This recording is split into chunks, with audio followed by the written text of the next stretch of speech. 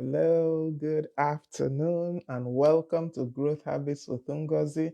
I am your personal guide on this journey of growth. How are we doing today? Let me just adjust my lights a little bit because it doesn't seem to be on my face.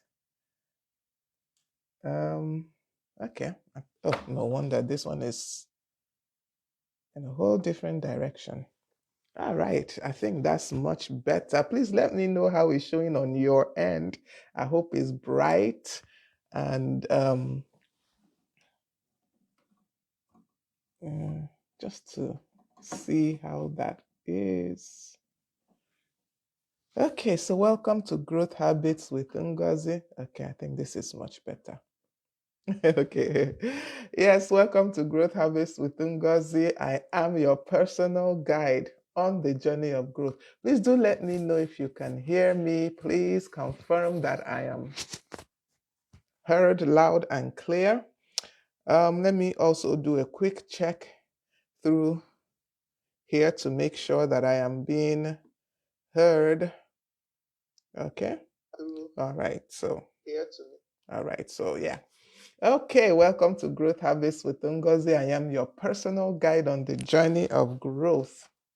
Remember that I don't just teach you about growth. I don't just show you the way to grow. I actually grow alongside with you. I go with you. I take you by the hand. I lead you. I show you the way. That is what makes the difference between a coach and a mentor. Truly, because most coaches, as in sports coaches now, we know if we watch sports, the coach doesn't play. He doesn't. He actually just tells the players what to do, helps them, discovers their talent, helps them develop their talents, but then he lets them do the playing. Okay, but I don't just help you discover your talents. I don't just help you grow those talents. I actually go along with you every step of the way to ensure that you are truly growing, to ensure that if you come across anything and you need me, I am right there. So that is who I am. I am your personal guide on the journey of growth. Welcome once again. Please do let me know where you are joining me from. If it's morning where you are, good morning. If it's afternoon, good afternoon. If it's evening where you are, good evening and welcome once again. Once you join, please do let me know that you are here. Tell me where you are joining me from. I enjoy seeing all the different places that people join from, and I enjoy seeing each and every one of you when you join, even those that watch it 3 days later, 5 days later. I still get messages. I still get messages that, oh, someone commented, so thank you for always joining live. Thank you for always watching on the replay. I don't take it for granted at all. I do not take it for granted because I know that truly you could have done any other thing. You didn't have to click watch. You didn't have to click join when you saw the live, but you did. So welcome to everyone once again. I'm glad you're here. We have been on quite a journey recently. We've been talking about leadership, the leading edge in this our series we called Conversations, and we've been on this journey for quite a while now. Actually, this is session 75 of the whole Growth Habits series. We must celebrate our 100th session, which I don't know how it will happen, but somehow we have to celebrate this one, the 100th session, and it's at hand. This is session 75. Before this year runs out, definitely would have clocked 100 sessions. So we started this series called Conversations, and that's what it is, conversations. But we decided to start off with conversations on leadership. Conversations on leadership called the leading edge. And we have been looking at different aspects of leadership, that different things, different skills, different ideas around leadership. Because I believe that everyone is a leader, truly. Everyone is a leader. Whether you're leading in the house, you're leading in the office, you're leading somewhere, you're leading in the church, is the idea that or the fact that we don't realize we are leading in whatever we are doing, really, in whatever aspect of life. That is what keeps most of us down. We don't realize that even in the little things we are leading. We are waiting until we are called CEO. We are waiting until we are called manager. And that's why we think we are not leading. But I've seen that in many organizations, truly, in many, many organizations, there are people that lead from behind. They are not the bosses. They are not the head of department. They are not any of those things. But they exemplify what leadership is all about. They are the ones, motivating people. They are the ones getting things done. They are leaders. They are leaders. And it's truly them that this whole series has been about. Not just the CEOs, not just the managers. It's those that actually lead from the back and don't realize that they are leading. So by discussing the different aspects of leadership, you can find yourself there and you can see that you have been leading without knowing it, in quote. So we started off by just describing, defining what is leadership. And we said that leadership is the act of guiding either a team or a group of individuals to achieve a certain goal. The goal is specified, the goal is known, and most times the goal is known first to the leader and known best by the leader. Okay. And as the leader, you now guide and direct and motivate those that you're leading to achieve that goal. That is basically what leadership is all about. We looked at what makes the leader effective and all that. That was our first session in this series of conversations. And then we looked next at leadership styles, because there are different styles to lead. It is not one size fits all. And that discussion took us 2 sessions when we talked about leadership styles, because there were 11 leadership styles that I discovered. All this while, like I said then, I've always felt leadership styles are maybe 2, 3, laissez-faire, autocratic, the ones we usually know. But we discovered that there are 11 leadership styles, and we went through the 11 styles over 2 sessions. But the key thing, the key takeaway from that discussion was that there is no one style that fits everyone and that fits every situation. You should consider your situation and then apply the leadership style that best fits that situation. We also said that you can combine leadership styles. The next session we had after considering the leadership styles was communication skills in leadership. Uzo Koli, welcome. I'm glad you joined me. Thank you for joining me this afternoon. So we talked about communication skills, and this is an essential skill for any leader, because the vision generally is yours, or you have the end point, you have the goal, and you have to be able to communicate that to others. And we said that time that one of the most effective ways truly to communicate as a leader is to listen. Active listening. When you actively listen to those you lead, you better know how to pass across the information you want to pass across to them. You better understand how to carry them along. So active listening was a very key skill, and we took time to talk about it.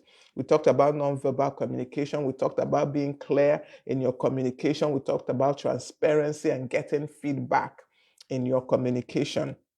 The next session we had was emotional intelligence in leadership.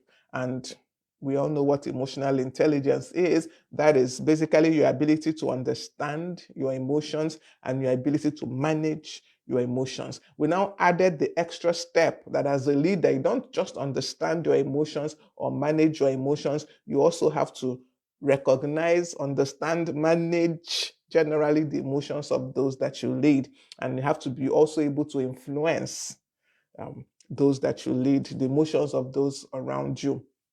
So there are 4 basic aspects of emotional intelligence. It relates to leadership. There are generally, I think, 7 aspects of emotional intelligence, but as it relates to leadership, you have self-awareness, self-management, relationship management, and social awareness.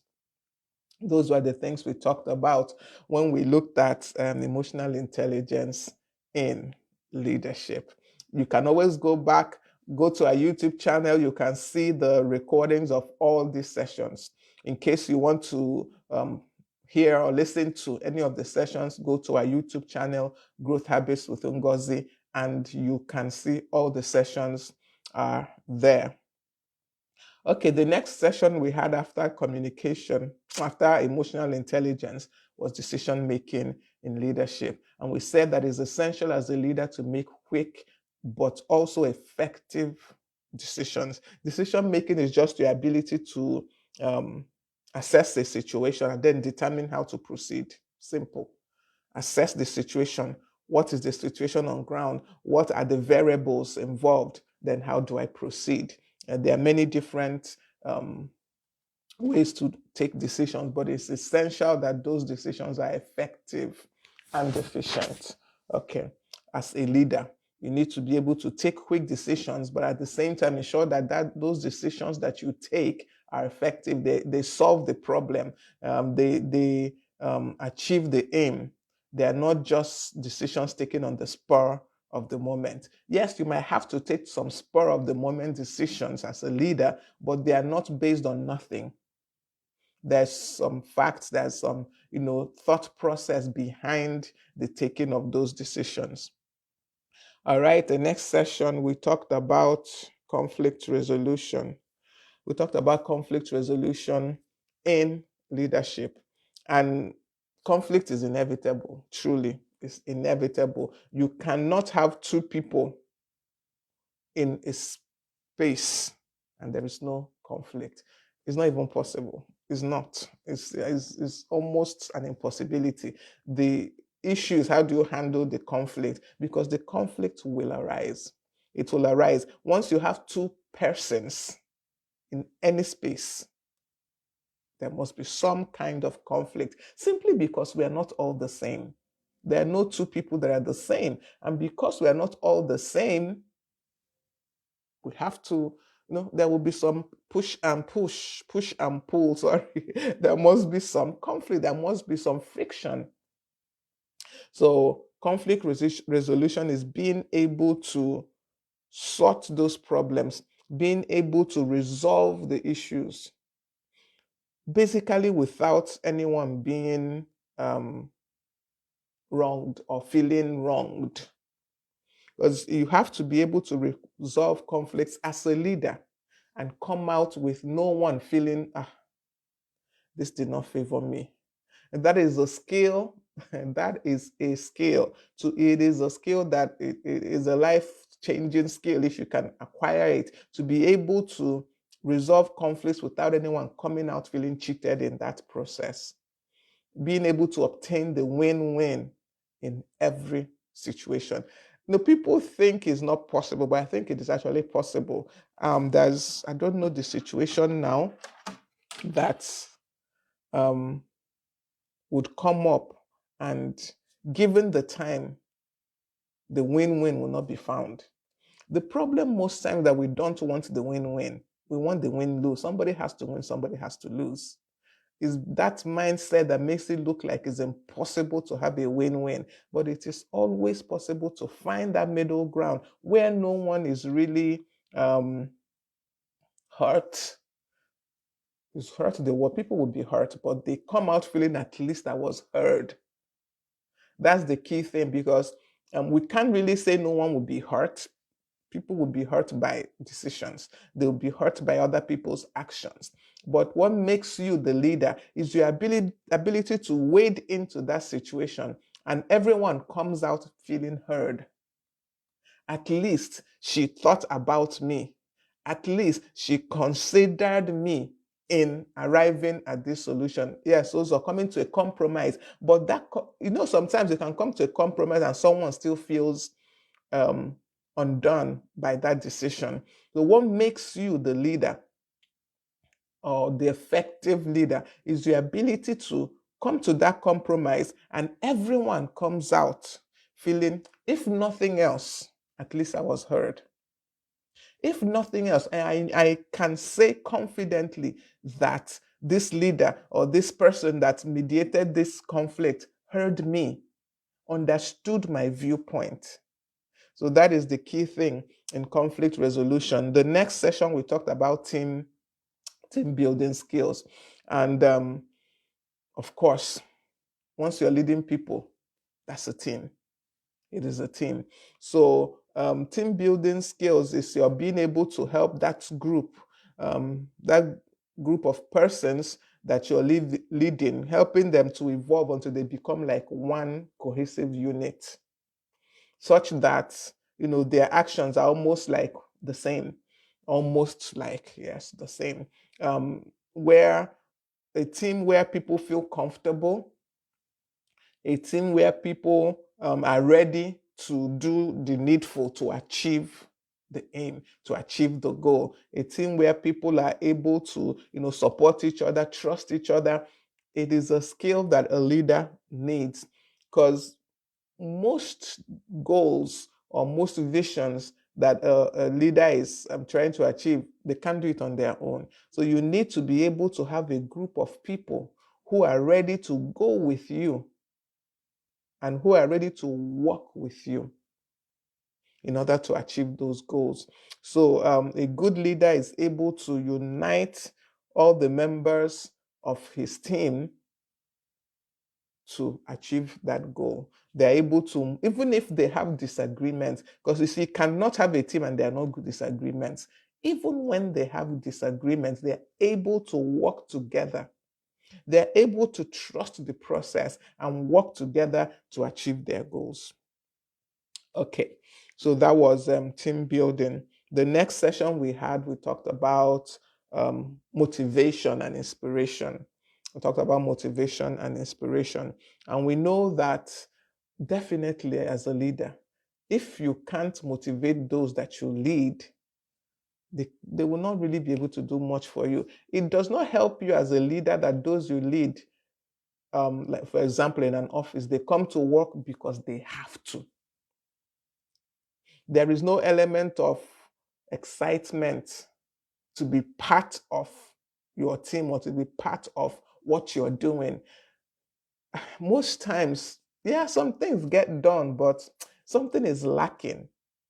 So, as a leader, you need to be able to motivate, you need to be able to inspire those that you lead. You need to appeal to their values, you need to appeal to their emotions, you need to get their buy-in into whatever you're doing. You need to get their commitment, their passion into that goal that you're all trying to achieve.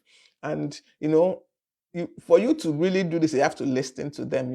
If you don't listen to the people you're leading, there's no way you can motivate them really, because it's the listening that helps you know what kind of motivation they need. It's the listening that helps you know exactly what each person needs.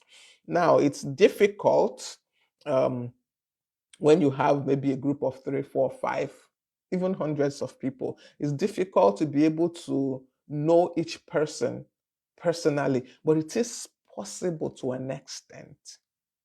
It's possible to an extent, because I gave an example of being able to remember people's, maybe their spouse's job, what their occupation, what their spouse does. And you might think, okay, when you have 3 or 4 people, it's easy. But when you have hundreds, how do you remember all of that? It's not easy, but you can apply some technological things to help. You can apply technology to help you. But the one that is easily done is being able to remember, like the children's birthday. Put it on your phone, set alarms on your phone, with all the children's birthdays. So on that day, your alarm goes off and you quickly, rush off a text.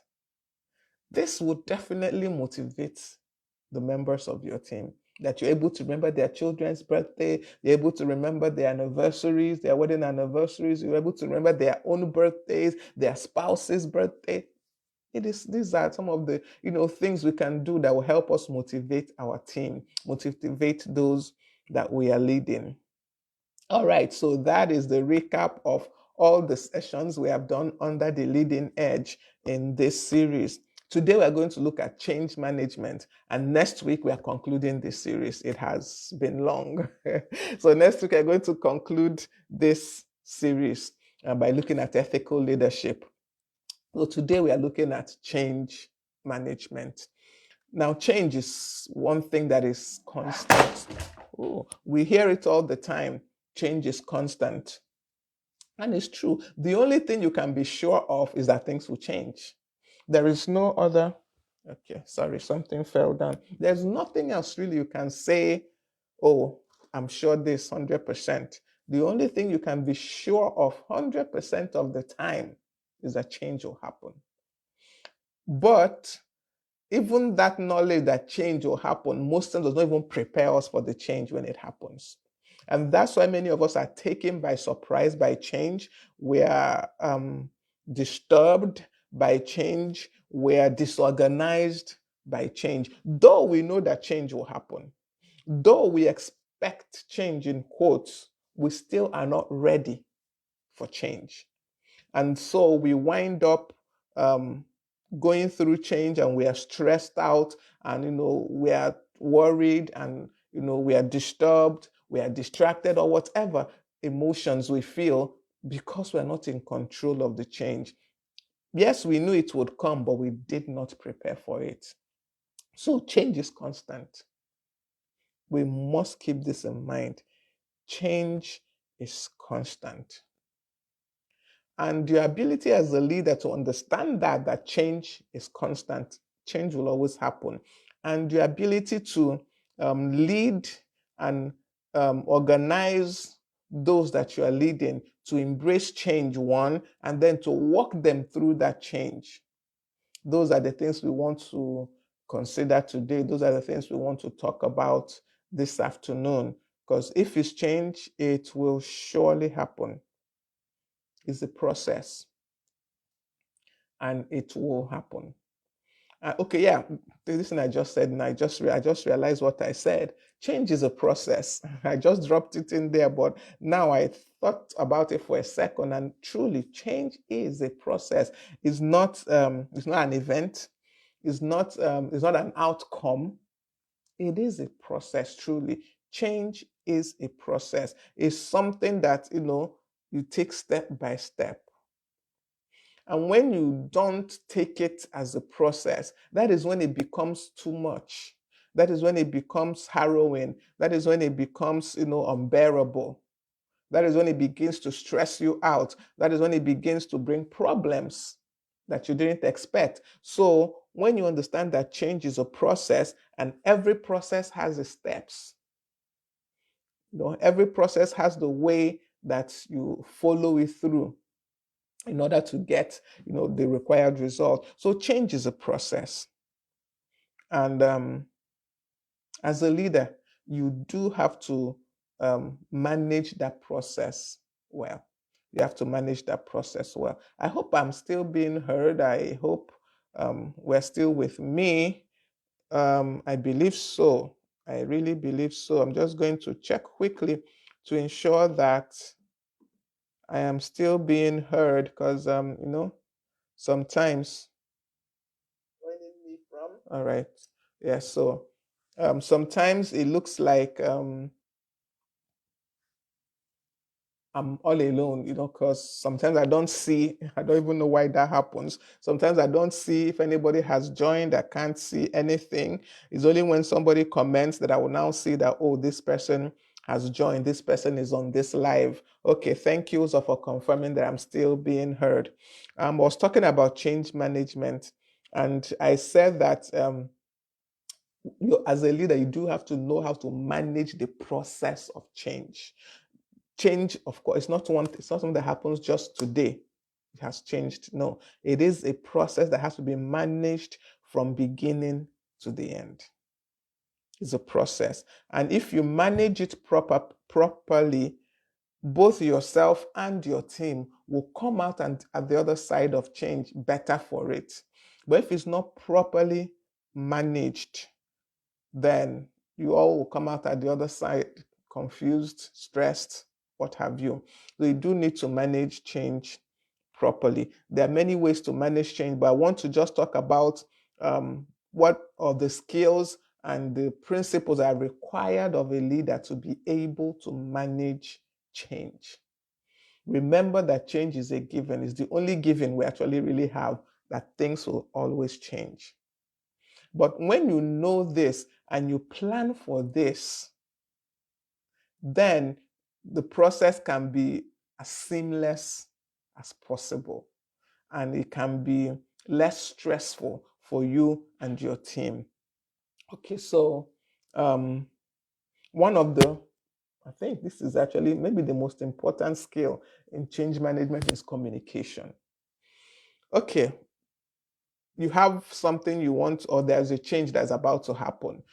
Let's take, for example, an organization, maybe you're about to bring in new leadership, or you're about to introduce a new activity or new product or new line or new something, but something new is about to happen in the group.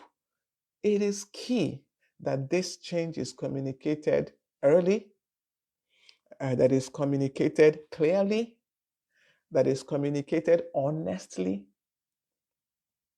and that is communicated transparently. See, if when things are about to change and we do this thing that we do where we're hiding information, you are not preparing people to embrace that change. You're not preparing people to come out at the other end of the change better. You are actually setting them up to be stressed, to be harassed, to wonder what is happening. What's my part in this? How does this concern me? It is essential to communicate change early. Early. Give people the opportunity to adapt to the change by communicating early. Give people the opportunity. A lot of times we like to spring change on people because we feel okay, so that they don't have the opportunity to sabotage the change. Everybody is not, set to sabotage. We have to get that mindset away. There are saboteurs, of course, in every organization, every team, every collection of people, every group. There is always, usually, there is one person that their aim might just be to be sabotaging what you're doing. But you can't concentrate on that and therefore lose every other person. So, communicating that change early is essential. Let the people involved know in time what is about to happen. It's difficult for me to say, okay, let's say that I'm about to be moved to a new position. Let me use that as an example. And I am told early enough that this possibility exists. I might not, know whether it's going to happen for sure, but I'm told early enough that there's a possibility of this happening. The earlier I am told, the more time I have to prepare mentally for that change. The more time I have to prepare mentally. Where we have most of the meltdown in change management is in our mindset, in the way we think. Agatha Obona, thank you for joining me. I can see you. Welcome. Good afternoon to you. So, when we prepare people early for change, we give them the opportunity to get mentally ready for the change. So, communication is key, and it is essential we do it early enough. Now, I'm not saying that you should give away too much information at the beginning, but let people have, for example, the example I gave, okay, there's a possibility that there might be some shake up in the office, or there's a possibility that I might be promoted. Now, you don't have to tell me that I'm going to be promoted, but you can let me know that there's some matrix that I need to look at, because if I achieve this, this, and this, it will help me advance. I should be aware of that. So when I'm aware of that, I am more able to prepare for it. I can begin to do the needful. If I have not been doing well, or if I didn't understand some things, I can begin to work on it. So you see why it's important to communicate change. Explain the benefits of the change. Because it's not just enough to communicate that change is going to happen. Oh, we are starting a new division. It's not enough to just say that. Why? What are the benefits? How, human beings we are programmed, or we are made to always look for, what is in this for me? It's a normal human behavior, normal human reaction. What's in this for me? So tell them, tell them the benefits of the change. Let them know what they stand to gain by this change. Let them know the benefits. Explain it to them. And as much as possible, lead people through the process of the change. Ngozi Omelo, welcome, welcome, welcome. Good afternoon. I'm glad you joined me this afternoon. So let people guide them through the process. So this means that you, the leader, you have gone through, as in, when I say I've gone through the process, it doesn't mean that you have done it physically per se, but you have thought through the process of this change. And because you have thought it through, you can now explain the process to those you are leading. This is why we have pushback most times when we have change and when we want to introduce change. One is that we never really communicated the need for the change to the people. Two, maybe we communicated the need, but we didn't explain the benefits. Or maybe we did that, but we didn't guide through people through the process of this change. So it's essential that one, you communicate the need for the change. It is important. People need to know why this change is happening. Otherwise, they won't buy into it. But once they know the need for the change, you should explain the benefits to them. Because once again, people always want to know what's in this for me. What do I stand to gain? So explain the benefits to people and then guide them through the process, which means you have to understand this process as the leader. You must have walked through this process of this change as the leader. Think it through from beginning to end. Think it through. Don't just say, okay, we're going to change this, or we're going to have this change happen, and drop it on people like that when you yourself have not thought it through. So think through it so that you can also guide people through the process. When you want to introduce change and you're able to guide people through the process of the change, one, it builds trust because at least this person has thought this thing through, if nothing else. If nothing else, they are sure that you have thought it through. I have some people that I mentor, and when they come to me and they say, oh, Ma, I want to do this, I want to do that, I don't ever say, oh, that, no. I will ask you, so why? How will it work out? I want to be sure that you have thought through the process. You have looked at, if I do this today, by tomorrow, this is what I'm expecting. By the next day, figuratively speaking, this is what I'm expecting. This is the outcome. And these are the possible risks. These are the possible areas of problem that could come up. And this is my solution to it. This is what I intend to do. This is that process that you as the leader needs to go through concerning any change you want to introduce or that you are meant to lead. Because sometimes you're not the one introducing the change. Also, we have to consider that many a times maybe you're just the manager and the CEO has come up with this change that has to happen. Ensure that you, as the one leading it, understand the process of this change from beginning to end as much as possible. You understand how it will happen. You understand the possible pitfalls. You understand the possible hitches that might come about by reason of this change. And you have thought through how do we overcome them. Very important.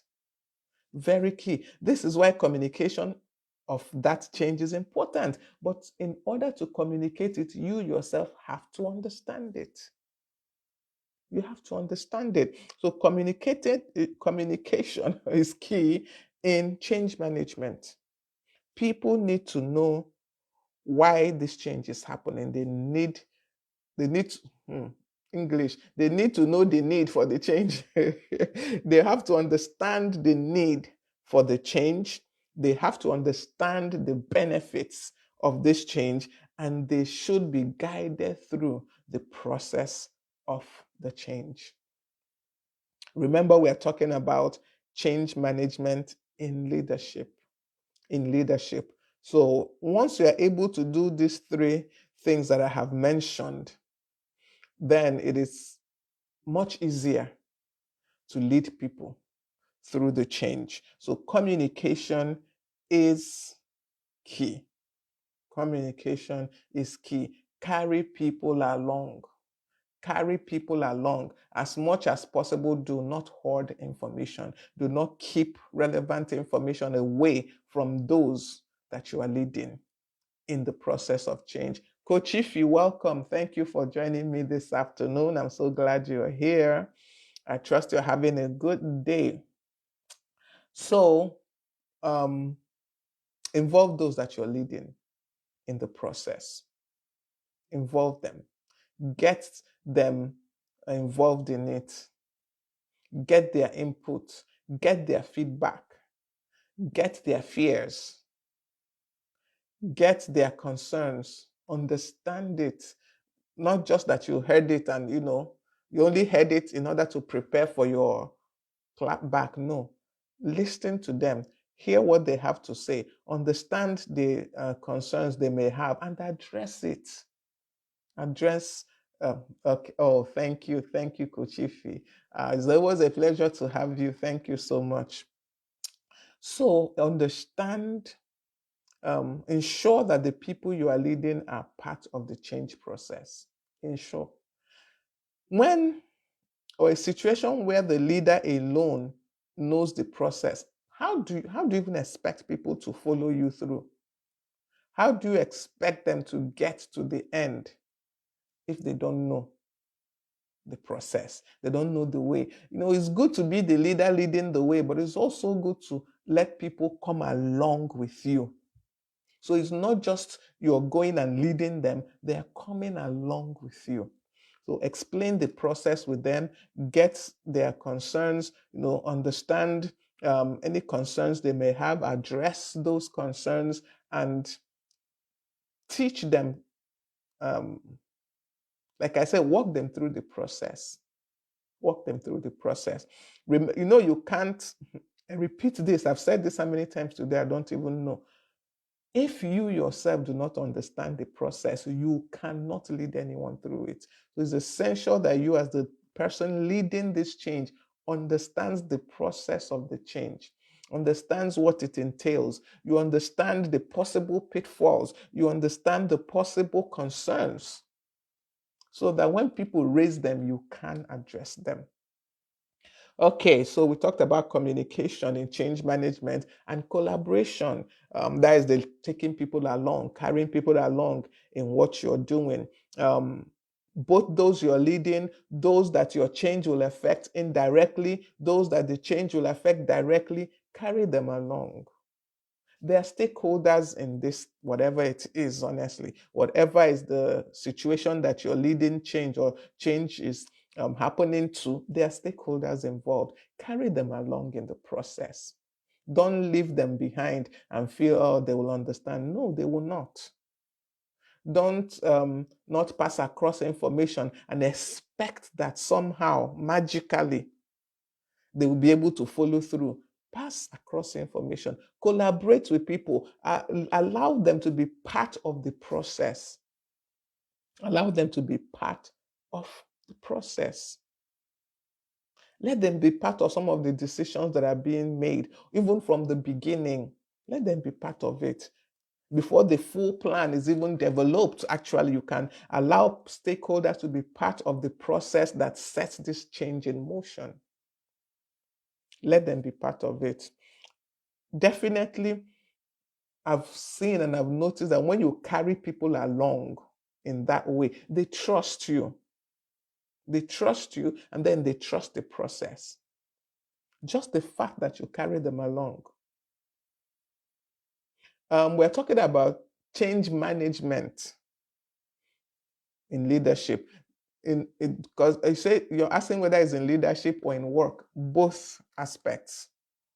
Yes, yes, no problem, no problem, Ify. We're talking about change management in leadership. So that is why I'm being a bit broad in the discussion, because leadership can be at work, it can be at home, it can be in ministry, in everything. So being able to manage change as a leader, that's what we are looking at. And I started by saying that it involves you, the leader, knowing the change and knowing the process, because change is a process. It doesn't just happen. It's a process that you have to steward from beginning to the end. So you knowing the process is key. And then being able to communicate that to those that you want to lead through the change. Okay, let me give an example that is not office related. For example, in our homes, when children transition from, let's say, primary school to secondary school, that is a change. More especially when you're moving them to boarding house, that is a change. But most of us in the part of the world where I'm from, in Nigeria, we don't realize that we need to steward that process for our children.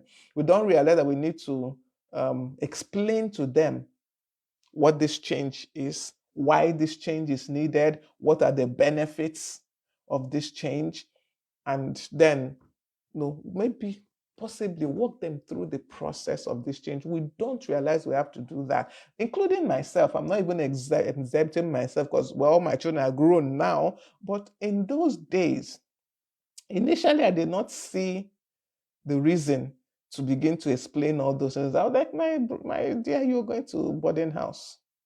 Simple. But I realized that as in the process, that I needed to explain just a little bit to them why it is essential. They might not understand because they are still children to an extent, but the fact that you explained, the fact that you tried to make them see the need for the change and the benefits of the change, and possibly walk them through the process of that change, it is so important. With hindsight, in that particular situation, I'm seeing that, yes, I could have done better. I could have done so much better. I could have made the whole process of going to boarding school better for my children. When I hear some of the stories some of them tell now of their boarding school years, I realized I didn't handle that change process properly. I didn't. I could have done so much better. I could have helped them much more transition into that period. I could have. But me, I didn't understand change management then either. So, but now, like I said, looking back, I see that truly I didn't steward that process properly. And we who probably now have young children, please steward that process properly. This is part of change management in leadership. You are the leader in that situation as the mother or as the father or as the guardian of that child. And you need to help them understand why this change is necessary. You need them to understand the benefits of this change that they're about to go through, and you need to walk them through the process of the change. So essential, so important. So we can see that this is relatable in our homes, in our ministry, in the work that we do, or is very, very essential. Okay, if he says where I stay, one needs to explain everything, even to kids. It brings clarity and power. For example, before a dentist does anything on a child's teeth, he explains everything. Yes. See, when you step out of the shores of Nigeria truly, and you okay, for example, I went to do a blood test recently where I am right now. And interesting, honestly, very interesting thing. The lady began to explain to me everything she's about to do. I mean, they have taken blood 110 times, and they just tell you, bring out your hand, form a fist, and they tie the thing on you and chook you needle and take the blood. But in this place, the lady explained everything she was about to do, each step, each step. You tell me, oh, I'm going to put this band, oh, it will be tight. And honestly, in my head, when she said it would be tight, I laughed because she has not seen tight band. She has not tied tight band, I'm sure, in all her life. Because what she tied that was considered tight to her, for me, it didn't really feel like anything. Oh, thank you, Coach Ify, for the stars. I appreciate it. Thank you so much. Oh, yes. Let me share something quickly. So during over the weekend, I got my first payout from Facebook. I was so excited. I was like, oh my goodness, I've earned something from Facebook for the first time. So thank you for those that sent me stars. Thank you for always engaging on my post. And as I always say, please tell others, tell others, tell others. Others need to hear some of these things. So let me go back quickly to what we are discussing. Definitely, the way the lady was explaining every step, by the time she actually put the needle to take the blood, I didn't even realize she has done it. Because, she was explaining everything, ensuring I was okay, asking me questions, walking me through the process. So you see that this relates to just about every aspect of life. Change management and being able to be the leader in managing change. I think we were talking about collaboration before we went off a little. The people that this change will affect need to be brought into the process. Thank you, Coach. If you said congratulations, thank you so much. They need to be brought into the process. It is essential. You can't be introducing a change that will affect people's lives and they are not brought into the process. Going back to the example of children, now thinking back now, maybe if I had sat with my children and found out possible schools they may have liked, it doesn't mean now that because they say they like A and B school, I insist they go there or I now shift my own. No, but maybe if I had sat with them and gotten an idea of the kind of school they want to go to or things like that, maybe there might have been a difference. Maybe they wouldn't have attended the schools they did. Now, I'm not taking away the thing that as a parent, you take decisions for your children. And I'm not taking away the fact that as a Christian parent, you pray and get direction. But it may have made a difference if I had asked them. Maybe I would have chosen different schools. So it's essential to collaborate with those who are stakeholders in the decision or in the final outcome is very essential. And for you, I think I said this from the beginning, any change that you as the leader are not committed to, you truly cannot steward. You truly cannot steward a change that you're not committed to. So ensure that you're committed to this change you want to put people through. What I see sometimes is that we have leaders who are introducing a change, but they themselves are not personally committed to it. They really don't care, even really, truly. They couldn't be bothered, excuse me. They couldn't be bothered. But a change you're not committed to, it is difficult to steward it. You can't get buy-in to something you really don't believe in. Try it anywhere. Test it anywhere. Anything that you have not truly believed yourself, that you are not truly committed to yourself, you cannot steward any change in that area. You can't.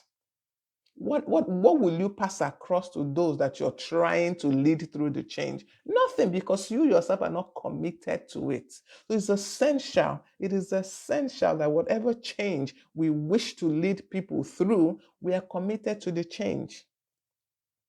I don't even know if I should give this example, but we have leaders who, we speak about, people don't come to work on time. Let me use an example of in an office. You're trying to be a crusader for people being early to work. You're trying to be a crusader of people, doing work while they're in the place of work. There are some people that come to the place of work, but they're not doing any work. You want to be a crusader of all that, and you feel that people are not doing what they need to do, and you want to change it. But you yourself, you don't come to work early. How do you steward that change? How? How do you steward it truly? How do you bring it about when you are not committed to it? So it's essential that as the leader, you are committed to that which you want to bring about so that you can steward it. Oh, Miss Anne and Mrs. Let me say Miss. Mrs. Anne, this American people way of say calling everybody Miss this, Miss that. I beg, no, Mrs. Anne Ekweme, thank you so much for joining me, ma. I'm so glad you joined me this afternoon. So commit to that change. Commit yourself. Then you can steward the change in others. Okay, I'm trying to see. 10 minutes left. Okay, I think I can. I should be able to finish. I don't know why you're laughing, man. Yeah, Miss R. Okay, you're fine with it. Okay, because it just, it's what they do here, whether you're married, unmarried, whatever. Miss Ngozi, Miss this, yet the person is, a married person is their grandmother self, possibly as per in age. You're calling them Miss something, but in Nigeria, we don't do things like that. So thank you for joining me, Ma. So, yes, we're talking about change management. Yes, Coach, if you need to be committed to that change yourself, you really can't steward any change you're not committed to. You cannot. You really cannot. I had a recent experience. One of my mentees was going through something, and I was trying to help her through it. And in the process of our discussion, I came to realize myself that this thing I'm trying to get this lady to do, I myself wouldn't do it. I wouldn't do it. I wouldn't, in fact, I wouldn't do it. There's just no other way to put it. And it was like an aha moment, because how do I get her to go through this process when I wouldn't even commit to it? So I had to do what do they call it? I had to go back and work on myself first, because you can't truly lead people through what you are not committed to. I don't know how people do it. I don't even know. I've not even seen anybody do it successfully. And if you have, please do let me know. I have not seen anybody successfully steward a change they are not committed to. I've not seen it done successfully. You might get people to do it out of compulsion, but it doesn't really work. So the story I was telling, I had to go back and sit with myself and walk myself through this process I want to pass this young lady through, and see how I would truly go through it, and see how I would truly react in those situations. I just had to sit myself down and walk myself through it in my head, because of course now I could not do it physically, because there was really no time. I was already in the process of taking this young lady through this change in her place of work. And by that process, that thought process I was able to put myself through, I got some insight that I could share with her. Now, my commitment was in sitting with that process and understanding it myself, and being able to consider the possible issues that may come up, the possible concerns. How would I react? What would be my own reaction to this if it happened to me? I had to sit down and walk myself through it. And in doing that, I was able to gain an understanding that I could now pass across to her. So you cannot effect a change that you are not committed to. You cannot. You truly cannot. As a leader, as a regular human being, self, you're not leading anybody, you're just leading yourself. You cannot achieve and steward a change that you're not committed to. It doesn't happen, it doesn't work. So ensure that you yourself are committed to that change that you're trying to introduce, that you're committed to that change you're trying to bring about. Very, very important. And in stewarding change, as a leader, we have to consider that resistance must show up somewhere. There will be people that will not agree. There must be that one or two persons that will resist and resist and resist every effort you make to bring about this change. There must be. If they don't exist, I don't even know. I don't know how that whole process is. I've not experienced. If you have, let me know. I've not experienced a situation where you're leading a group, even without any introduction of any change, but you're just leading a group and there is not that one or two persons that will continually resist. I've not experienced it. So anticipate it first of all as the leader. Anticipate that there will be resistance. And if possible, even think of all the possible resistance that might exist and plan for how to get through. Plan on how to address those possible resistance that will come up, because they will come for sure. What change can you actually introduce and no one will be against it? Even the best thing you want to do for people, there must be somebody that will be like, nope, nope, I don't agree, I don't accept. And some of them will not even have any reasonable reason why they don't agree or why they not or they're not accepting of the change. They might not have any cogent reason. It's very, very possible. And yet they are standing on their resistance. Your ability to, one, anticipate that such will come up, and two, listen, hear them out first. See, we don't know the rich treasure that lies in listening to people. We don't realize it. Otherwise, it's a weapon. Otherwise, if we realize it, we would use it. When you listen to people and listen properly, when you listen properly to people and you hear them out, you get to understand them, when you get even the points of how to address their pain points. You know it. But we don't listen. We don't listen to people. We don't pay attention to people. We just bulldoze through as leaders. No. So know that resistance will surely always arise. Listen to those resistors. Actually pay attention to what they're saying. It will give you insight to improve your plan if you need. It will give you insight to know how to move forward.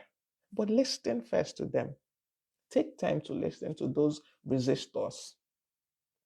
They give you a treasure trove of information that you wouldn't have otherwise. Truly. So listen to those resistors. Don't just shut them down because they are disrupting. Yes, don't allow confusion either. Don't allow chaos, but listen to them and take from what they're saying lessons, take from what they're saying knowledge, information that will help you, in stewarding this change. Very, very important. Also, Koli, thank you for sending stars. Thank you so much. I am grateful as usual. I'm so grateful. Thank you so much. So, we're talking about resistance. Understand that it must come. It must. It will always be there. And then use that resistance to your advantage. Use it. Use it to your advantage.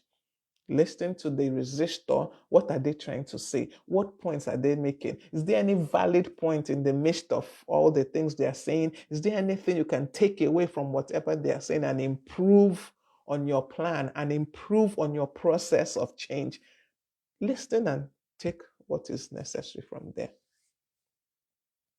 And in the end, if you truly listen and if you truly take the relevant lessons and information from the resistors, you will have a better process and you will have a better outcome than if you just shut down resistance or if you ignore resistance completely. Okay, so with that, I think I will, let me it's even time already. Okay. So let me end this session here. Remember, we talked about change management in leadership today, and we talked about the fact that it's essential as the leader to understand the change process. Change is a process, it's not an event, it doesn't just happen. It's a process, and you must be able to lead people through the process of change. You have to be able to communicate the change effectively, let them know the need for the change, let them know the benefits of the change, and as much as possible, let them be part of the whole process. Very, very essential. Very essential. And collaborate with people, bring people, carry them along on the journey. Don't go alone. Don't go alone. You can't even go alone, truly. If you could go alone, what's the need of having even a team? But take people along on the process. Commit to the change. Commit to the change so that you can truly steward it, so they can truly lead people through it. Commit to the change and address resistance. Don't ignore resistance. Acknowledge first and then address resistance. With that, you will see that it is very possible to lead people through change, not without hindrances, not without challenges, but with minimum of challenges. And you'll be able to lead them through the change and bring them to your expected goal or to the place that we are meant to arrive at. And everybody comes along with you. I don't want to say willingly, but some will come willingly, but some will come, kicking and, shouting, but they will come. So your ability to manage change properly will surely, definitely make the process of change easier for those that you are leading. So thank you once again for joining me this afternoon here on Growth Habits with Ngozi. I want to believe that you gained something from this discussion. I want to believe that you were helped somehow in something or with something by reason of this discussion.